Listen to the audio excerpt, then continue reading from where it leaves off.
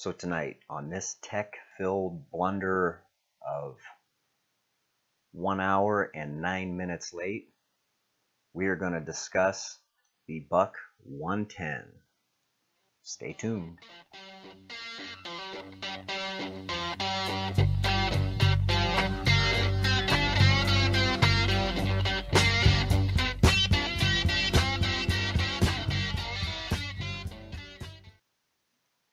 And we're live, coming to you from an undisclosed location somewhere in Northeast Ohio.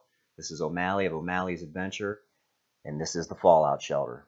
And tonight, we're going to discuss the Buck 110 knife design. You'll see why I call it that in a second, but I want to excuse myself for being late. Way more technical difficulties than you could shake a stick at. So, tonight's show, we got to give a little shout out to Shane. You know who you are. Shane's going to be on the show sooner or later.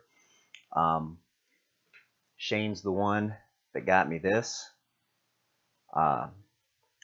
Shane's the one that got me this. And Shane is the last to have a bottle of that he donated to the studio.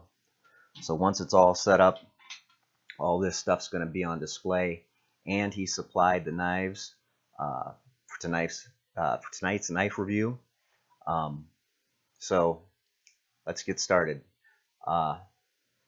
The knives are the Buck 110. As you can see by these rivets, these two are real, and these two are knockoffs that I bought at a gun show. Essentially, they're the same. It's probably one of the most copied knife designs on the planet. Buck has the original, but everybody else has done their version. A very basic line lock design. It doesn't have any type of thumb stud. These are just basic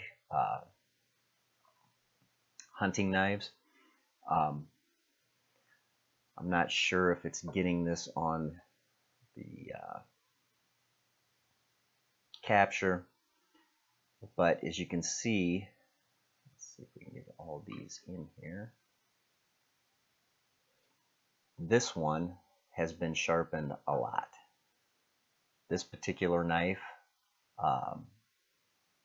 is a mid-80s version, and it initially come in this sheath. The one on the left, I don't know if it's showing up as left, but this one, being a newer one, in just your standard nylon sheath. These knives retail for anywhere between, well, Buck has them on their website for, let's see, this one's 82 bucks. You're not going to pay 82 bucks for it retail. I've seen them as low as 45 and as high as $79.99. The specs on the knife is it's made in the USA. I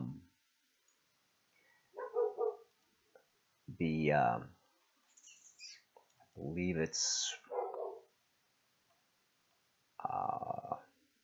420 HC stainless. Blade length is 3 3/4 inches long, 7.2 ounces. It's a little bit on the heavy side, not bad. And it is a made in the USA knife. The knife itself was created in 1963, and everybody's been making one or something that looks very similar ever since.